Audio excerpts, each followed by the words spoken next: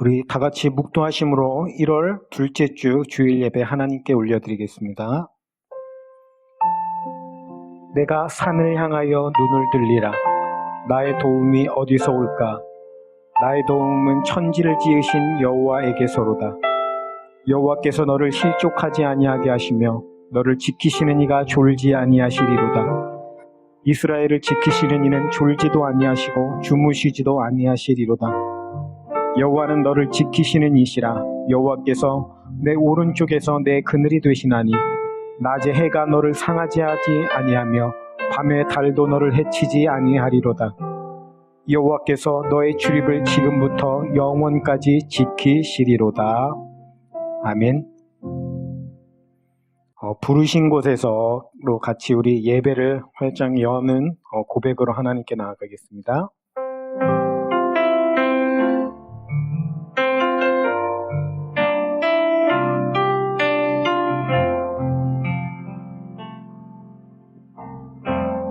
따스한 성령님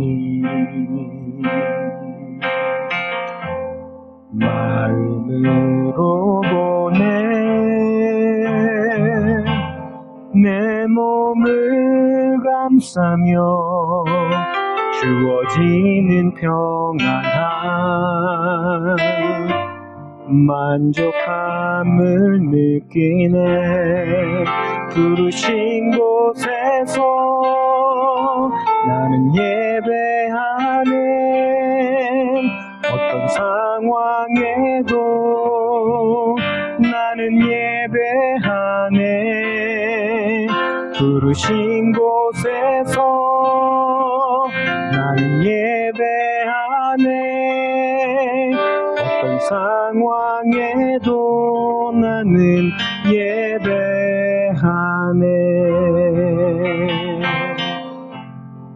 아멘.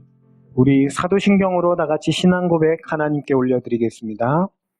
나는 전능하신 아버지 하나님 천지의 창조주를 믿습니다.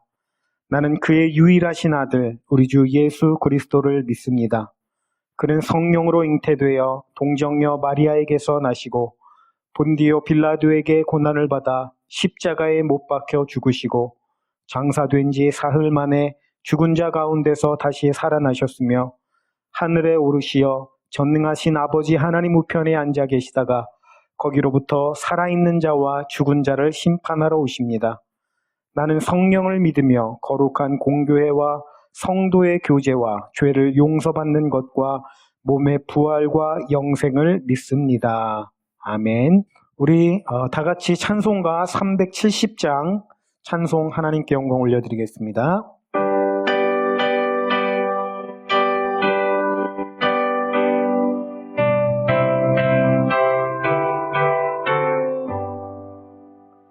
주 안에 있는 나에게 딴 근심이 있으랴.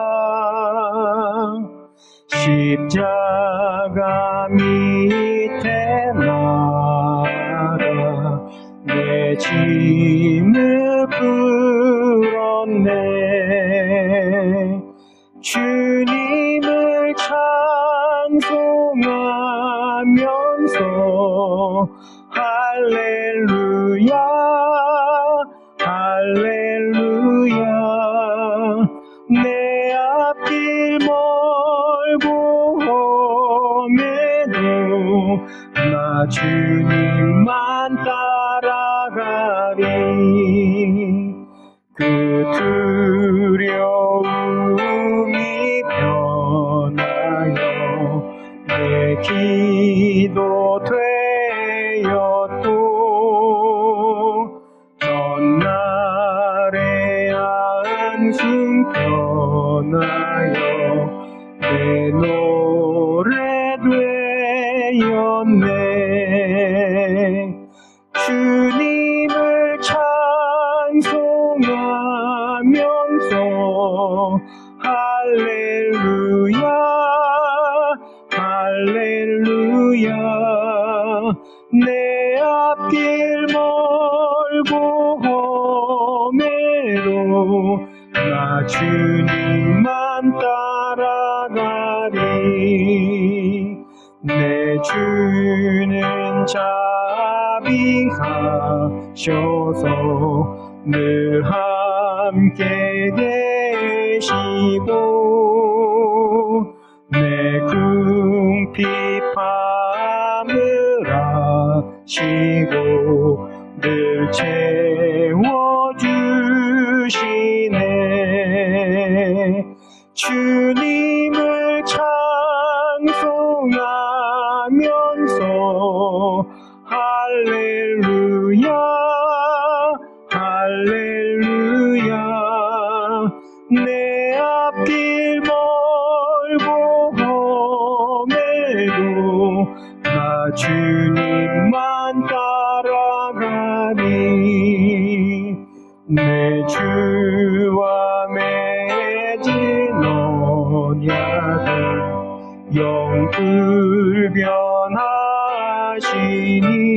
영불변하시니 그 나라 가기까지 늘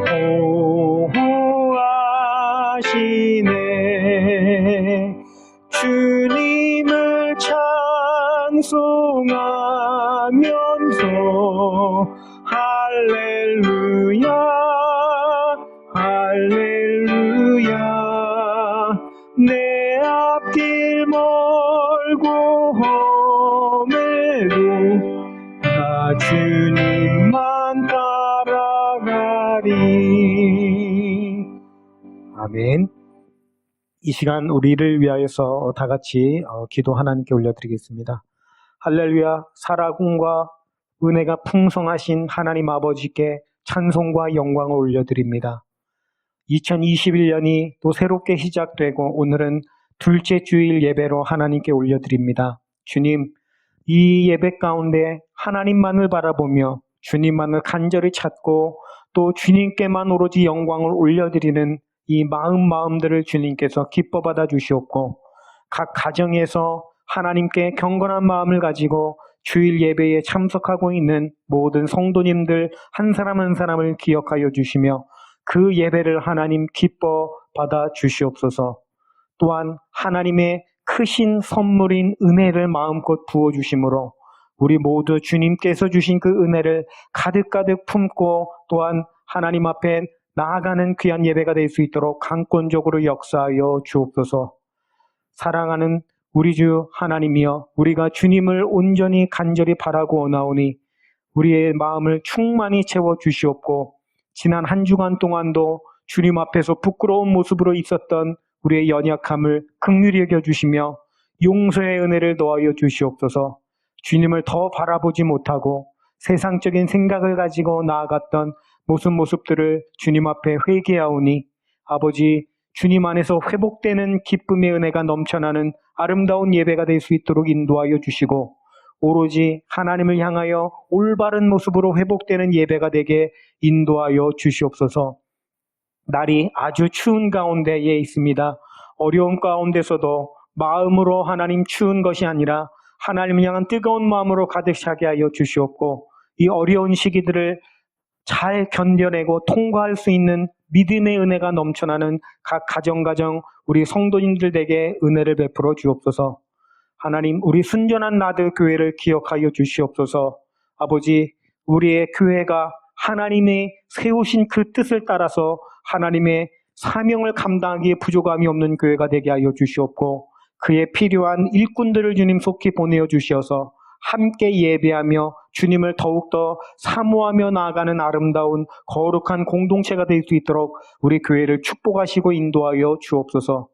하나님, 이 예배가 주님께 오로지 상달되는 예배가 되게 하여 주시옵고 특별히 오늘 이 시간 우리에게 주실 하나님의 말씀 가운데에 성령의 은혜를 더하여 주시어서 우리의 마음의 귀가 활짝 열려 음성을 사모하는 마음으로 듣게 하여 주시고 깨달아 기쁨이 넘쳐나는 아름다운 예배가 되게 인도하여 주옵소서. 주님, 모든 시간들을 주님께 온전히 올려드리오니 이 예배를 통하여서 홀로 영광받아 주옵소서. 감사드리오며 이 모든 말씀을 살아계신 우리 구주 예수 그리스도의 이름으로 간절히 기도 올려옵나이다. 아멘.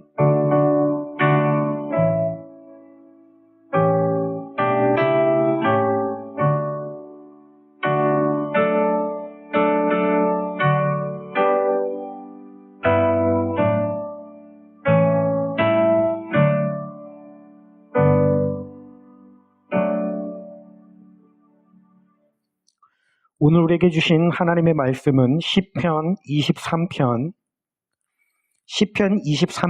1절과 5절 말씀만 보겠습니다. 시편 23편 1절과 5절 말씀입니다. 구약성경 818페이지에 있습니다. 시편 23편 1절과 5절 말씀, 우리 다 같이 한 목소리로 합독하겠습니다. 여호와는 나의 목자시니 내게 부족함이 없으리로다. 주께서 내 원수의 목전에서 내게 상을 차려주시고 기름을 내 머리에 부으셨으니 내 잔이 넘치나이다. 아멘. 우리 같이 이 시간 찬양 하나님께 올려드립니다. 모든 상황 속에서 우리 같이 찬양 하나님께 올려드리겠습니다.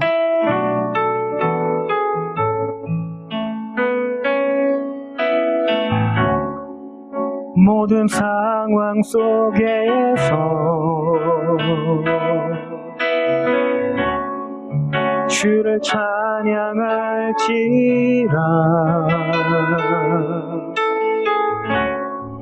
주는 너의 큰 산을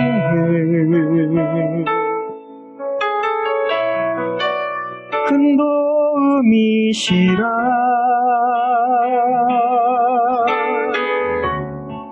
주의 얼굴 구할 때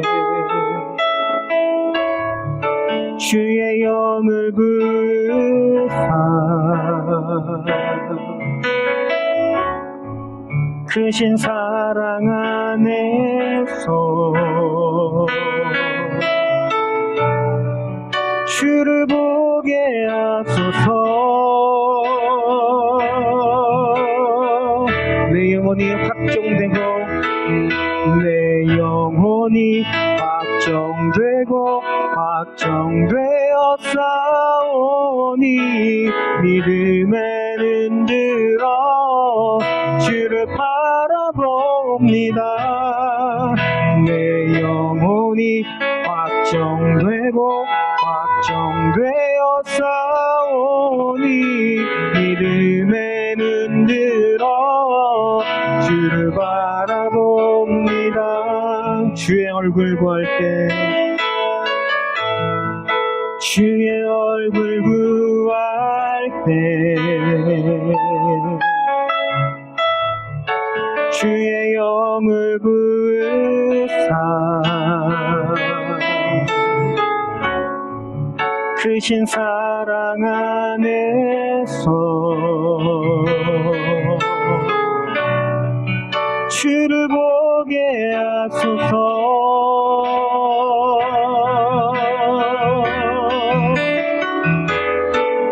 내 영혼이 확정되어 싸우니 믿음에는 들어 주를 바라봅니다. 내 영혼이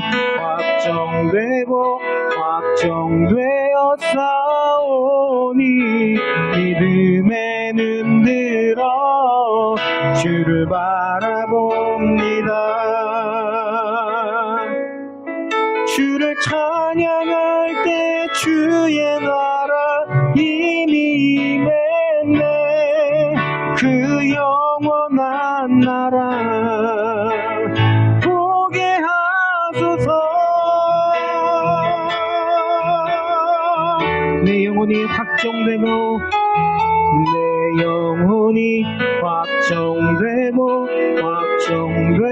싸우니 믿음에는 들어 주를 바라봅니다.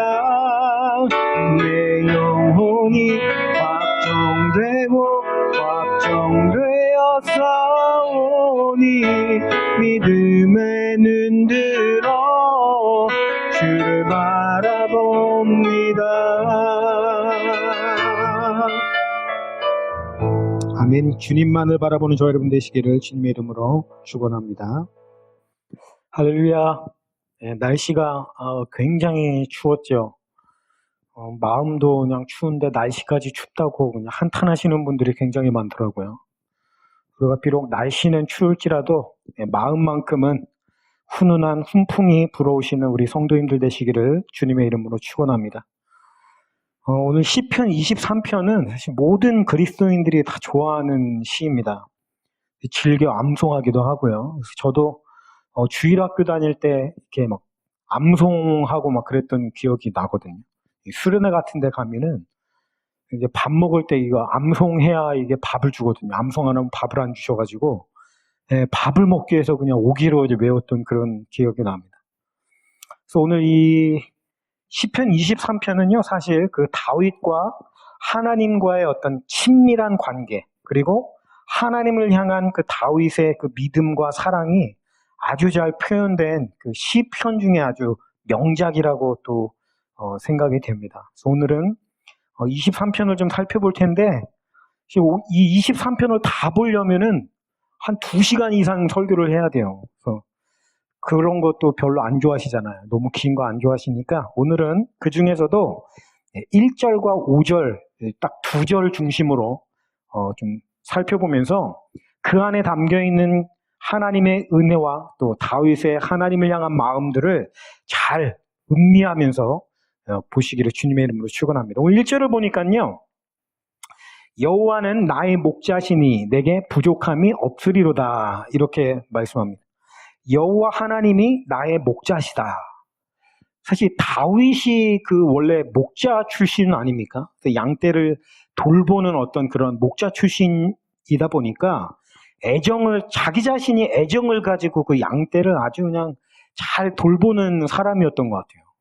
그래서 아마 자기가 그 양떼를 막 학대를 하고 그냥 돈벌이 도구로만 여기는 그런 사람이었다라면은 하나님을 나의 목자다 이렇게 고백할 수는 없을 거 아닙니까?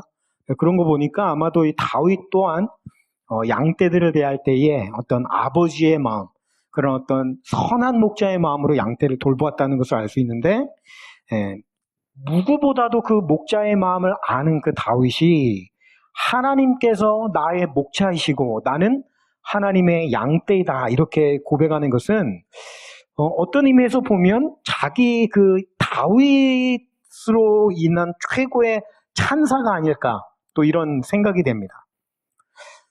어떻게 보면 이 1절 말씀은 우리에게 너무 익숙한 말씀이잖아요. 그러다 보니까 이 말씀을 통해서 어떤 큰 감흥을 받는다라고 하는 것이 참 쉽지는 않습니다.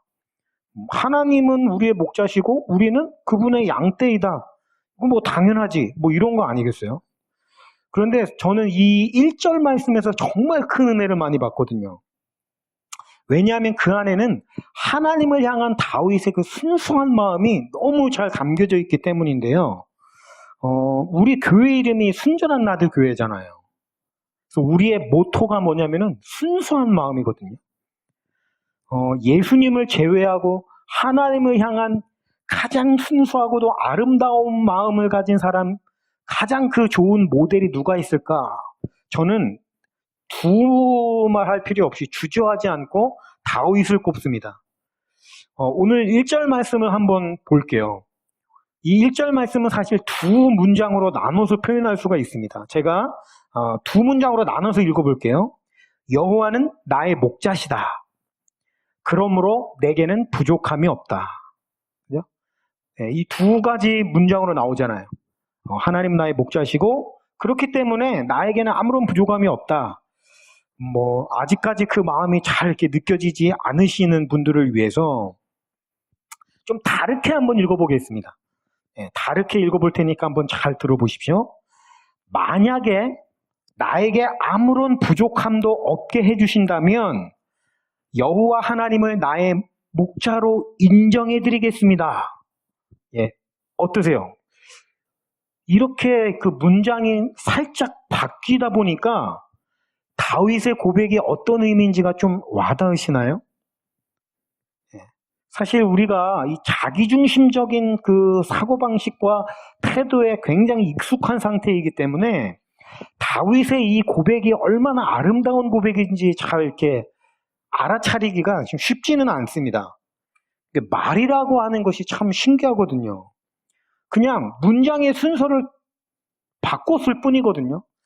들어가 있는 내용은 다 똑같아요. 다윗은 여호와는 나의 목자시니 이거를 먼저 말했고, 후자는 내게 부족함이 없다면 이거를 먼저 말한 것뿐입니다. 그죠? 그런데 이 문장의 순서만 바꿔 말했는데 그 내용은 완전히 달라지더라는 것입니다. 하나님이 나의 목자시기 때문에 나에게는 어떠한 부족함도 없다. 사실 이런 고백을 들으시는 하나님의 마음이 얼마나 기쁘시겠어요. 반면에 하나님, 내게 부족함이 하나도 없게 해주신다면 내가 하나님을 나의 목자로 인정해 드리겠습니다.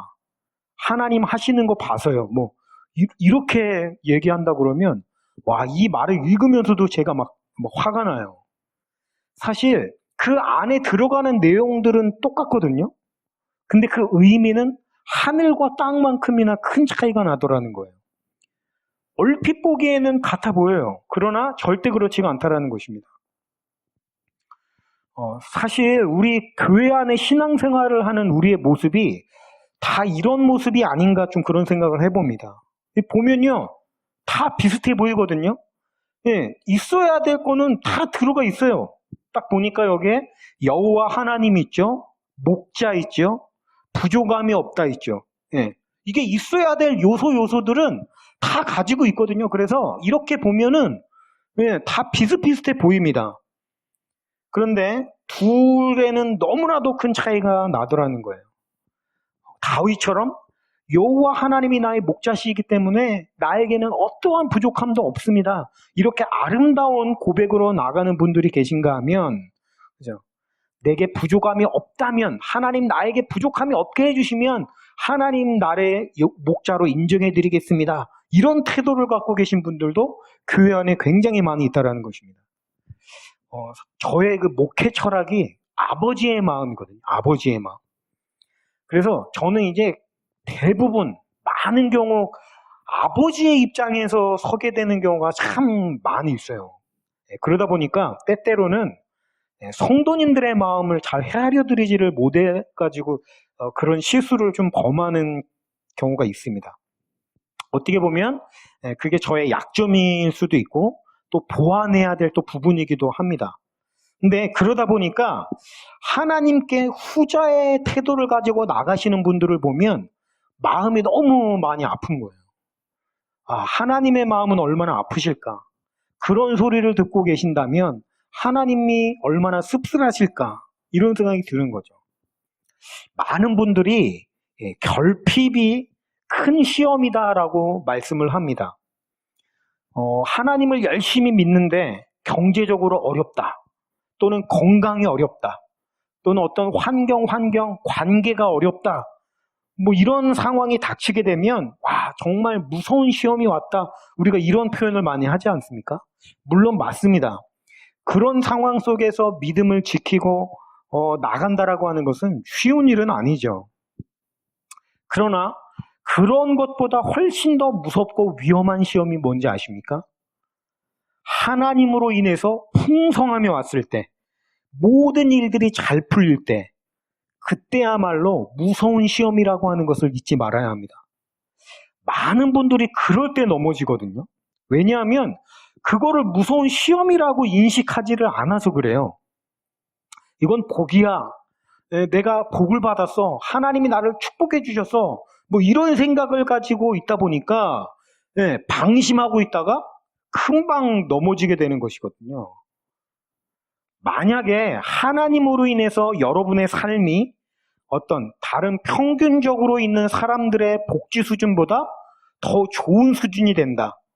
그리고 그 위치에 있다는 것만으로도 다른 사람들에게 어떤 명예를 얻고 인정받을 수 있는 위치에 있다라고 한다면 그것이야말로 가장 위험에 빠져 있는 큰 무시무시한 시험이라는 사실을 우리가 잊지 말아야 합니다. 그런 경우가 있거든요.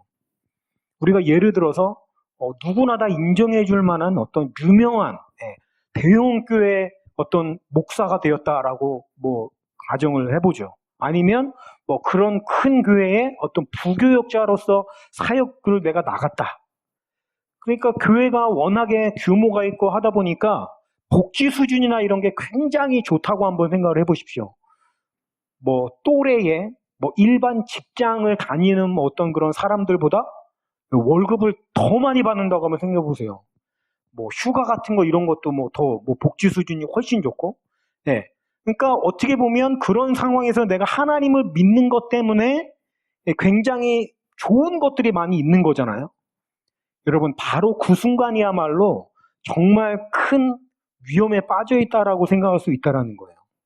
왜 그런가 하면은 그때 내가 하나님께 붙어 있는 것이 진짜 하나님을 사랑해서 그러는 것인지 아니면 그런 훌륭한 복지들 때문인지 도무지 분별할 길이 없거든요. 알 수가 없는 거죠. 반면에 내가 하나님을 붙들고 있는데 열악해요. 결핍이 말할 수 없이 커요. 힘듦이 있고 부족함이 많아요. 그런 상황에서 내가 하나님께 주님이 나의 목자이시기 때문에 나에게는 아무런 부족함이 없습니다. 하나님이 나의 목자시라는 그 한 가지 사실만으로 내게는 부족함이 전혀 없습니다. 우리가 이렇게 고백할 수 있다면 그것이야말로 하나님을 향한 자신의 사랑을 증명한 것이 아니겠어요? 제가 오늘 말씀을 준비하면서 이 시편 23편에 대한 주석을 좀 살펴보니까 이 시편 23편의 저자가 다윗이라는 데에는 학자들의 견해가 다 일치를 합니다. 근데 이 시가 언제 지어졌느냐에 대해서는 좀 학자들마다 좀 차이가 있더라고요. 보통 두 가지 주장으로 나뉘는데 하나는 시의 내용으로 보아서 다윗이 하나님이 굉장히 평화롭고 하나님을 향한 감사가 넘치는 것으로 보아서 아주 안정적이고 평화로웠던 다윗 왕국의 후기에 지어진 시다 이렇게 주장하시는 분들이 있고 또 다른 분들은 아니다.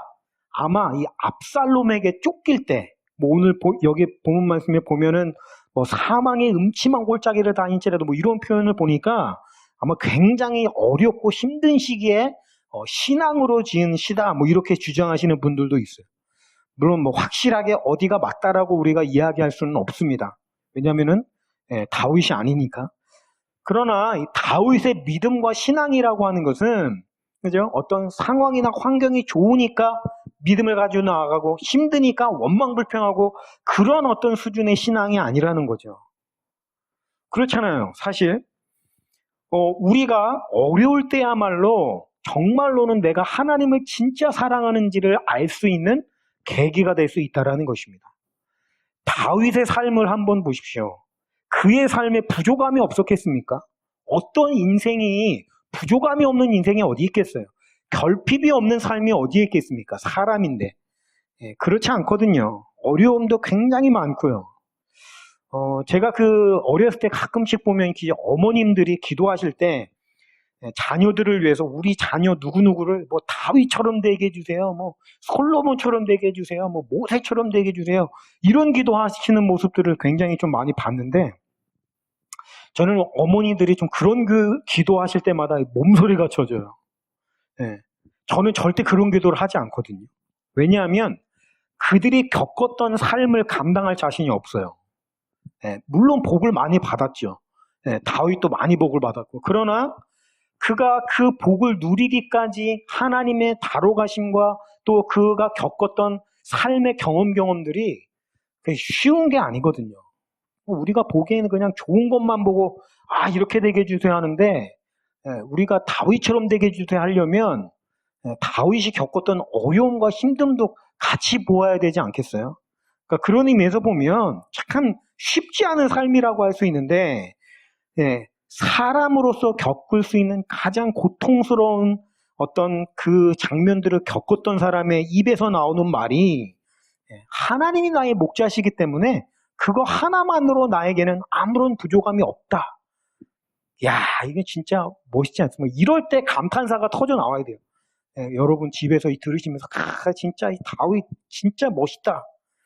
정말 멋있죠.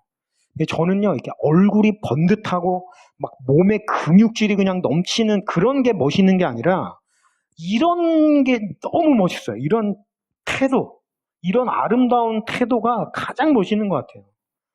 이게 바로 우리 교회가 꿈꾸는 순전한 마음, 순수한 마음의 어떤 아주 좋은 모델이라는 것입니다. 사랑하는 성도 여러분, 우리 거꾸로 뒤집지 말아야 돼요. 예, 뒤에 거를 앞에다 갖다 붙이지 말아야 돼요.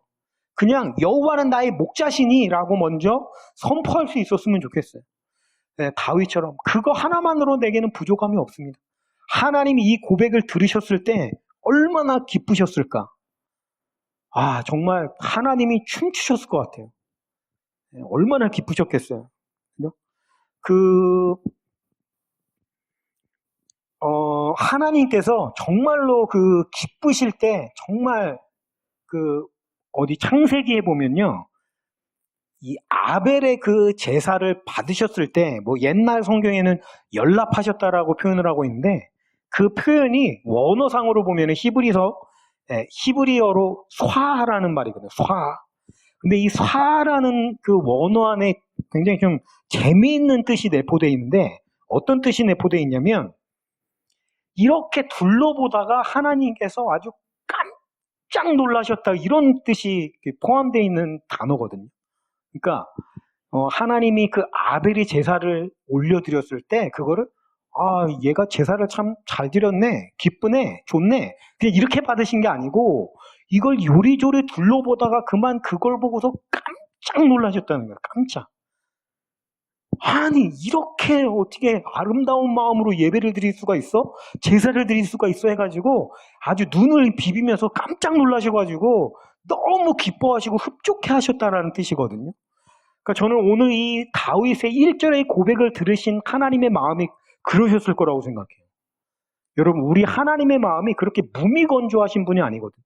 여러분의 이런 고백을 들으셨을 때 그냥 눈을 비비시면서 깜짝 놀라가지고, 뭐 요즘 표현으로 따진다 그러면 아주 리액션이 굉장히 좋으셔요, 우리 하나님이. 예, 얼마나 풍부한 리액션으로 우리에게 반응해 주십니까? 깜짝 놀래가지고, 이런 아름다운 고백이 있을 수가 있어? 네 마음이 어쩜 그렇게 아름답냐? 이러면서 하나님께서 우리를 인정해 주신다는 거예요. 여러분, 상상만 해도 기쁘지 않으십니까? 자, 다윗의 이런 아름다운 마음에 대한 하나님의 보답이 무엇인가? 5절 말씀입니다. 5절에 보니까 주께서 내 원수의 목전에서 내게 상을 차려주시고 기름을 내 머리에 부으셨으니 내 잔이 넘치나이다.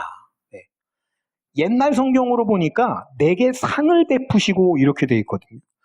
개역개정으로 나오면서 좀 그래도 뜻이 상을 차려주시고 해가지고 조금은 이제 헷갈릴 일이 조금은 줄어들긴 했는데, 옛날에는 이게 내게 상을 베푸시고 이렇게 표현이 되어 있다 보니까 그 뜻을 이렇게 좀 오해하게 될 소지가 굉장히 큰 거예요. 하나님이 상을 베풀어 주신다고? 그러니까 우리가 보통 어떻게 생각합니까? 금상, 대상, 노벨상, 이럴 때 그 상인 줄 아는 거예요. 그렇죠? 혹시 여러분 중에 그렇게 생각하셨던 분이 계실지도 모르겠습니다. 저는 그렇게 생각했어요. 하나님이 다윗에게 상을 베풀어 주신다고 하니까 약간 뭡니까? 어렸을 때 반에서 이 상장을 받는 그 아이 있잖아요. 저희 다닐 때는 아이들이 한 60명 됐거든요. 60명 중에서 이세훈, 이렇게 하면은 얼마나 막 자랑스럽습니까? 아이들 다 부러운 눈으로 쳐다보고, 호명을 딱 하면은 나가가지고 선생님이 대상 위 어린이는 어쩌고 해서 이 상을 수여함 딱 주면 막 박수치고 아주 그냥 기분 째지는 거 아닙니까? 그러다 보니까 하나님이 상을 베푸시고 하니까 하나님이 상장을 주셨나 보다, 이렇게 생각을 하기가 쉬운데, 저는 그렇게 생각했는데 나중에 자세히 보니까 그게 그 상이 아니고 밥상, 잔치상, 상을 차린다 할 때 그 상인 거예요. 표현이 조금 좀 웃겨지죠, 갑자기. 오히려 제가 착각을 했던 그냥 그 상장, 그 상이라고 표현하는 게 훨씬 더 표현이 좋을 것 같은 거예요. 하나님이 나한테 상장을 주신다 이러면 와, 좋았겠다 이런 생각이 드는데, 하나님이 밥상을 차려주셨다? 뭔가 되게 어색하고, 하나님이 엄마도 아니고, 그죠? 보통 상은 엄마가 차려주잖아요. 누구야 밥 먹어라 이렇게 하면서 차려주는 건데, 갑자기 무슨 생뚱맞게 하나님이 밥상을 차려주신다는지 이게 도대체 무슨 뜻이야? 이렇게 생각이 들 수 있는데, 이 말씀이 의미하는 것이 무엇일까? 우리 한번 좀 살펴보겠습니다. 제가 막간을 이용해서 좀 퀴즈 하나를 좀 낼게요. 여러분, 음식의 맛을 떠나서 밥을 가장 맛없게 먹는 방법이 무엇일까요? 네. 쉽게 우리가 흔히 뭐 그런 경우 합니다만, 혼자 먹는 밥. 네. 혼자 먹는 밥만큼 정말 맛없게 먹는 법이 없잖아요. 아무리 산의 진미가 있다 하더라도 누군가가 같이 이렇게 맞장구 쳐줄 수 있는 사람이 있어야 그것도 흥이 나고 또 맛이 나는 법이지, 혼자 먹으면 맛이 없거든요. 또 사실 혼자 먹는 것보다 더 못한 경우가 있는데, 어떤 경우냐면 내가 정말 불편해하는 사람이랑 같이 밥을 먹을 때, 그죠? 이거는 차라리 그냥 혼자 먹는 게 낫지. 얼마나 불편합니까? 생각해 보세요. 맨날 깨지고 욕먹고 내가 정말 싫어하는 직장 상사랑 단둘이 밥을 같이 먹는다고 한번 생각해 보세요. 야, 이 상상만으로도 그냥 짜증이 안에서부터 솟구쳐 오르는 거 아닙니까? 맛이 있다 없다를 떠나서 이건 그냥 바로 속이 탈이 나는 거거든요. 네, 속이 그냥 고장나요. 사람의 그 어떤 마음이 참 그래서 중요한 거거든요. 그래서 보십시오. 밥을 같이 먹는다라고 하는 것은요, 그냥 1차적으로 그냥 뭐 먹을 거를 같이 먹는다라는 그 의미만을 가지고 있는 게 아닙니다. 그런 개념 이상의 의미가 있어요. 즉, 같이 먹을 때 전혀 불편하지 않고, 같이 음식을 나눌 때 정말 행복하고 편안하게 즐길 수 있는 그런 좋은 사이다. 뭐 이런 의미가 있거든요. 그리고 또 그 이상으로 우리가 관계 중에서 사실 가장 가까운 관계가 뭐 누구겠습니까? 가족이잖아요, 가족. 그래서 밥을 차려준다, 같이 밥을 먹는다라는 개념은 내가 이 사람이랑 가장 가까운 사이야, 가장 친밀한 사이야, 이런 의미거든요. 우리나라에서 이 가족이라는 말을 참 독특한 표현으로 쓰는데, 식구라고 표현을 하잖아요, 보통 식구. 식구라는 말을 여러분 들어보셨죠? 이게 식구라는 말이 무슨 뜻이냐면은 이게 한자인데 먹을 시계 입구자거든요. 먹을 시계 입구자. 그러니까 무슨 말이겠어요? 가족이란 뭐냐면 같이 먹는 사람이다, 그 뜻이에요. 그러니까 이게 단순히 밥을 차려준다, 밥을 같이 먹는다라는 것은 같이 먹는 사이라는 의미만이 아니라 가장 친밀한 사람, 가족, 내 가족이나 마찬가지야, 이런 의미가 있다라는 거예요. 거기에 더해서 우리 하나님이 어떤 하나님이십니까? 우주 만물을 창조하시고 그 우주를 다스리시는 엄청난 능력의 주 하나님이잖아요. 그 하나님께서 그분의 다스림을 받는 종이라고 할 수 있는 인간을 위해서 밥을 차려주신다고 한번 생각을 해보십시오. 이게 뒤집힌 거 아닙니까? 사실 밥을 차려준다 그러면 주인이 종을 위해서 밥을 차려주겠어요? 보통은 종이 주인을 위해서 밥을 차려줄 거 아닙니까? 그런데 반대로 그 우주를 다스리시는 하나님께서 이 종, 어떻게 보면 먼지 하나와 같은 그런 사람을 위해서 밥을 차려주신다라고 생각을 하면 이게 얼마나 파격적인 대우가 아닌가요? 그렇게 생각을 할 수가 있는 거죠. 그러니까 이거는 그만큼 하나님이 다윗을 각별하게 생각하신다라는 것을 드러내주는 표현이다라고 하는 거예요. 여기서 끝이 아니라 여기에는 또 한 가지 아주 중요한 의미가 있는데요. 우리나라는 보통 이게 밥을 먹을 때 그냥 숟가락하랑 젓가락으로 이제 써서 이렇게 먹으니까 그냥 그런 걸 잘 모르는데요. 이 이스라엘 백성들은 유목민이잖아요, 유목민. 원래 이렇게 천막 치고 살았고 이게 막 가축을 치는 뭐 그런 유목민이다 보니까 이 그분들의 어떤 식문화, 밥을 먹는 문화가 어떤가 하면 보통 고기를 이제 큰 덩어리로 이제 잘라가지고 그걸 째로 굽든가 아니면은 삶던가 이렇게 해서 먹는데, 그 큰 덩어리를 어떻게 먹겠어요? 뭐 들어서 뜯어 먹겠습니까? 그럴 수가 없잖아요. 그러니까 밥을 먹을 때는요, 그 덩어리를 가지고 이렇게 뭡니까? 나이프죠. 칼을 가지고 그거를 이렇게 바로 거기서 이렇게 썰어가지고 뭐 포크 같은 거로 뭐 이렇게 찍어서 먹는 그런 문화거든요. 그러니까 그런 문화 속에서 사실은 식사를 할 때는 뭐예요? 그러니까 그런 칼을 가지고 썰어가지고 먹는 그 자리이기 때문에 그러다 보니까 아무래도 이게 같이 식사를 하는 자리에서 음모가 굉장히 많이 일어나게 됩니다. 친한 것처럼 나가와가지고 입으로는 평화를 빌어주고 같이 밥이나 한 끼 먹읍시다 이러면서 뭡니까?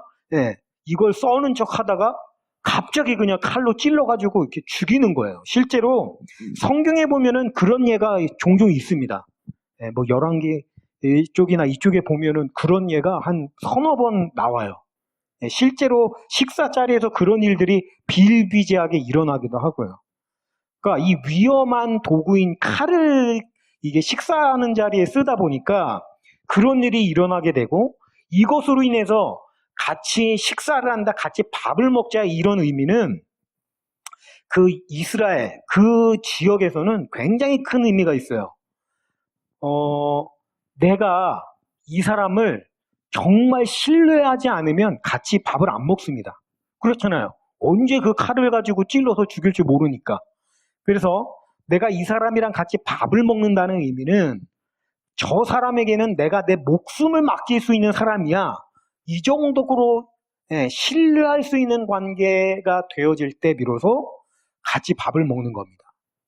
그러니까 밥을 같이 먹는다라는 것은 아주 그냥 굉장히 큰 의미가 있다라는 거예요. 그래서 다윗이요, 그 사울의 그 손자 무비보셋을 찾았을 때에 그 애가 파격적인 대우를 했던 것 중에 하나가 뭐냐면 같이 밥을 먹는 거예요. 같이 밥을 먹는 거죠.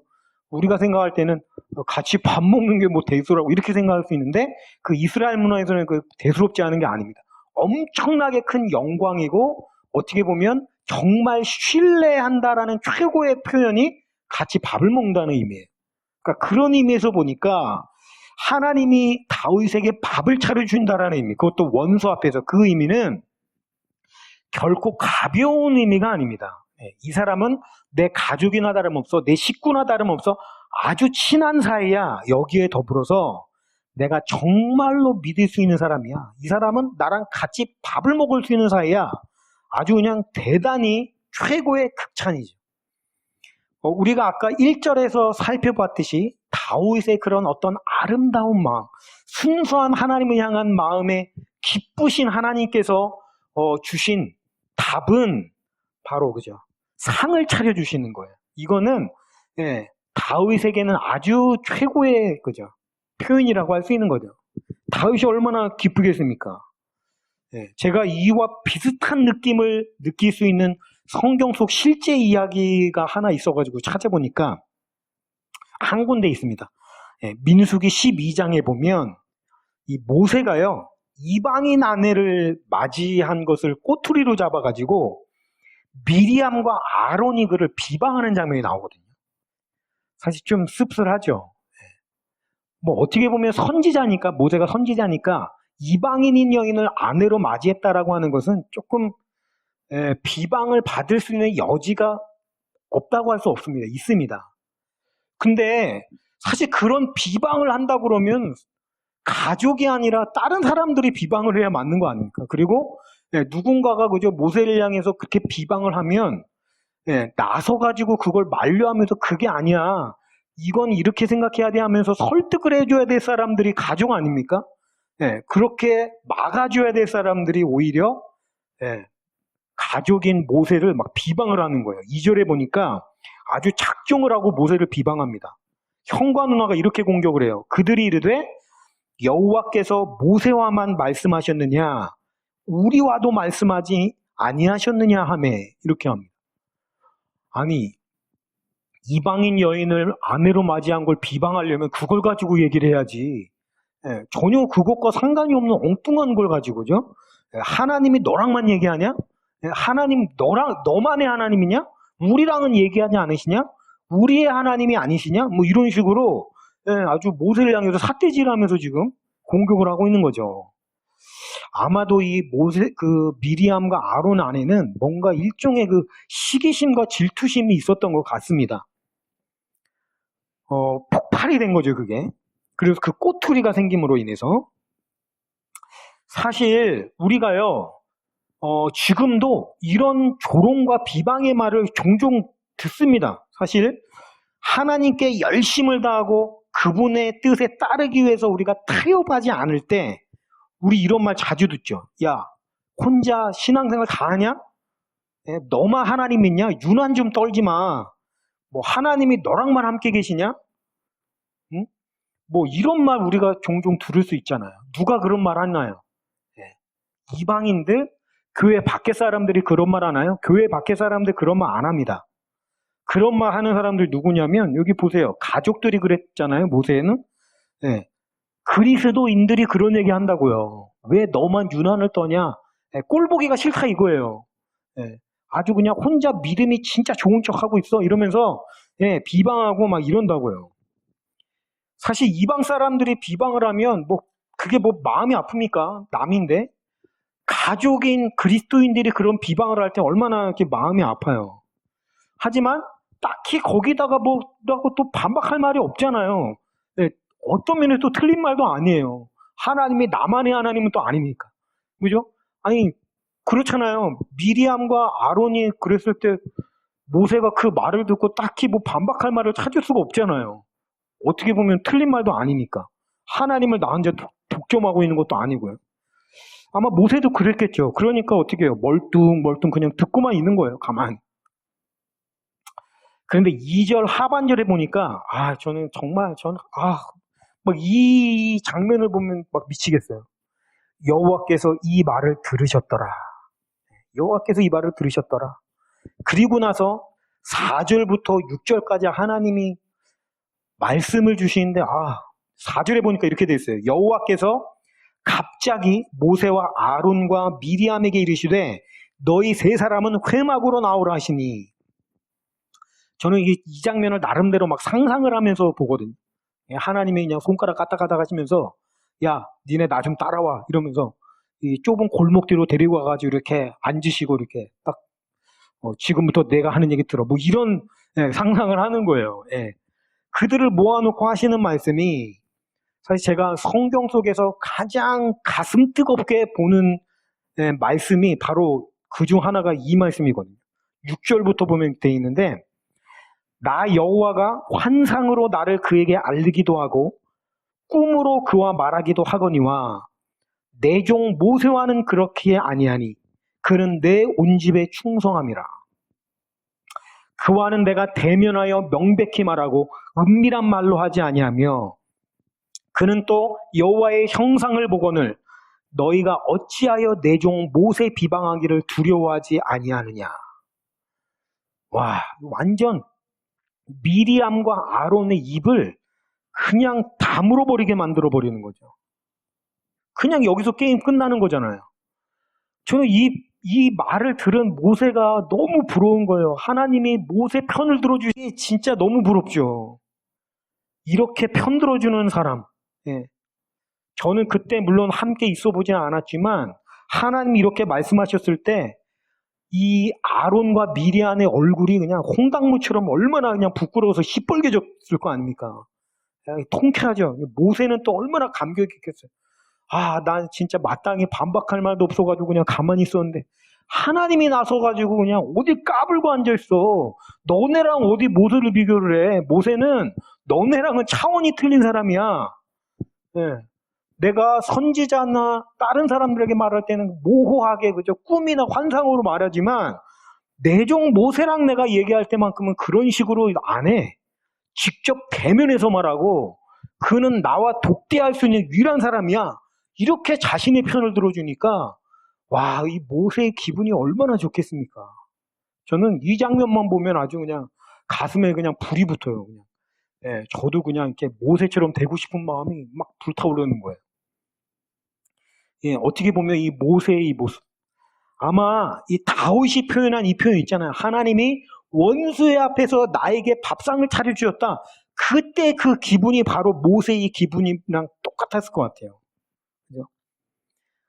하나님을 향한 그 순수한 마음에 대한 하나님의 보답은 이렇게 멋지지 않습니까? 사랑하는 성도 여러분, 우리가 하나님만 섬기고 그분만을 바라보면서 그죠? 점점 혼탁해져 가고 어지러워져 가는 세상 속에서 그 마음을 지키는 싸움을 싸우는 삶이라고 하는 것은 결코 편하지만은 않을 겁니다. 때로는 굉장히 고단해요.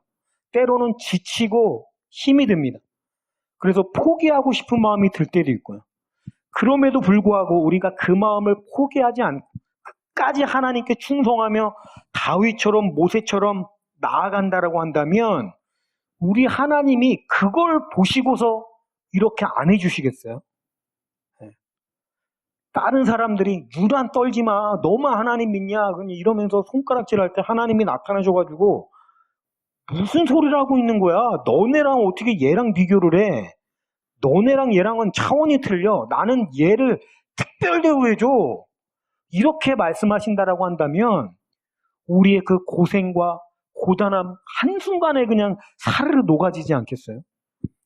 오늘 우리가 그런 것을 꿈꾸며 한 걸음 한 걸음 나갔으면 좋겠습니다. 하나님은 결코 우리의 마음을 몰라주시는 분이 아니라는 거예요.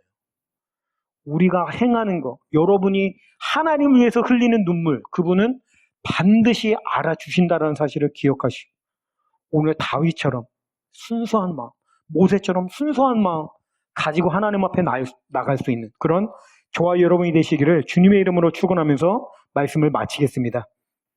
우리 오늘 다윗의 마음을 가지고 오늘 내가 다윗이 되어서 다윗의 고백으로 우리가 찬양 올려드렸으면 좋겠습니다. 다윗의 노래라는 찬양이 있습니다. 이 찬양을 부르실 때에 다윗의 마음으로 우리 하나님께 고백하며 나가기를 주님의 이름으로 축원합니다. 같이 찬양하겠습니다.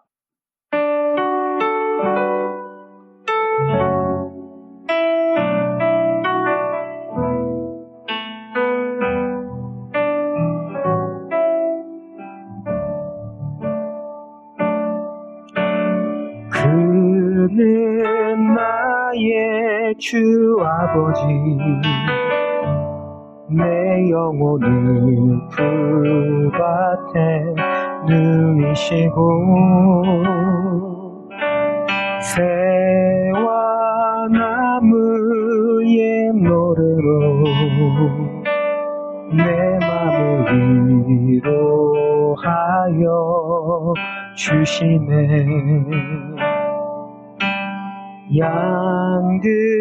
양들이 주인 찾듯이 오직 한 분 목자인 내 주님을 내가 찾고 또 따르니 주 곁에 나를 내어 주소서. 주는 내 피난처 내 요새 되시니 내 피할 곳은 주뿐이네. 나 돌아갈 내 본향 주의 집에서 내 주님 맞아 주시리. 그는 내 주 아버지 그는 나의 주 아버지 내 영혼을 풀밭에 누이시고 새와 나무의 노래로 내 맘을 위로하여 주시네.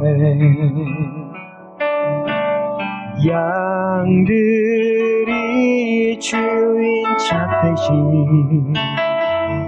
오직 한 분 목자인 내 주님을 내가 찾고 또 찾으니 주 곁에 나를 내어 주소서. 주는 내 피난처 내 요새 되시니 내 피할 곳은 주뿐이네. 나 돌아가 내 본향 주의 집에서 내 주님 맞아 주시리.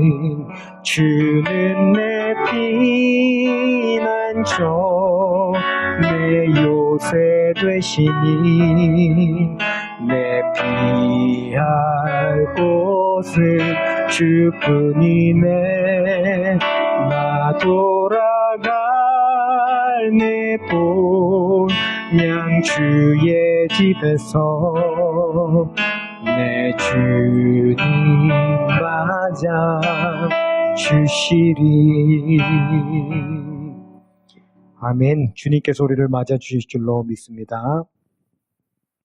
이 시간 교회 소식을 전해드리도록 하겠습니다. 지금 날씨가 굉장히 한파가 심해가지고 좀 많이 또 조심하셔야 되고요. 또 외출하실 때나 특히 이럴 때 더 조심을 많이 하셔야 되고 건강에 또 유의하시기를 주님의 이름으로 축원합니다.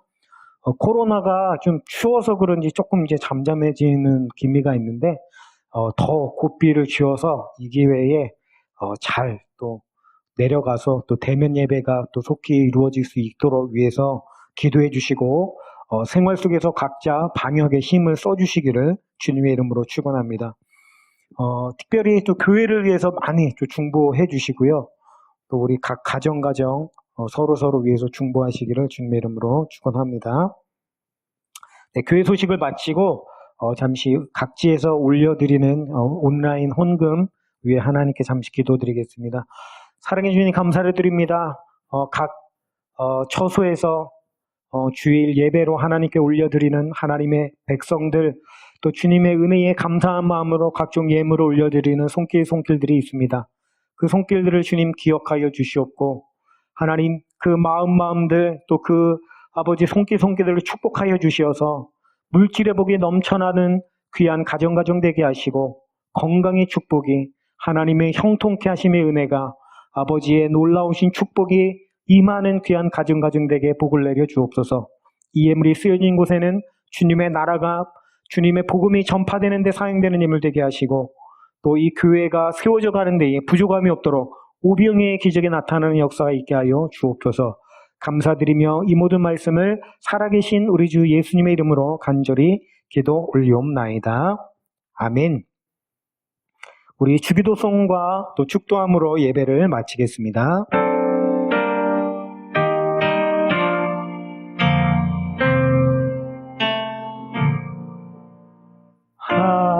하늘에 계신 아버지 이름 거룩하사 주님 나라 임하시고 뜻이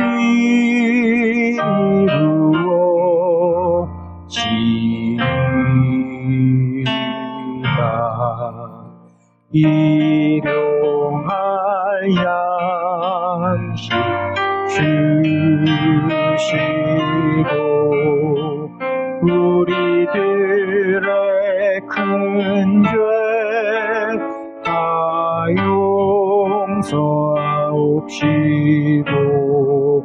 또 시험에 들게 마시고 악에서 구원하소서.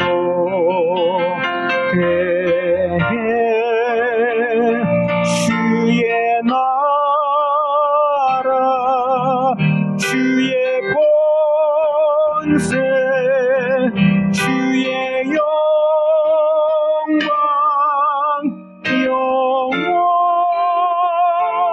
영원히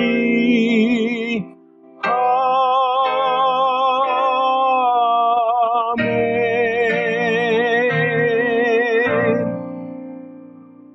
지금은 우리의 길이요 진리요 생명 되신 우리 구주 예수 그리스도의 풍성하신 은혜와 하나님 아버지의 만극하신 사랑하심과 성령님의 내주 교통하심에 충만하신 은혜가 하나님을 우리의 목자로 선포하며 주님만을 바라보며 주님을 따르는 우리 모든 성도님들 머리머리 위에, 그들의 운영하는 사업장과 직장 위에, 또 그들의 자녀들과 가족들 머리머리 위에, 우리 순전한 나드 교회 위에 지금으로부터 영원토록 함께 하시기를 간절히 축원하옵나이다.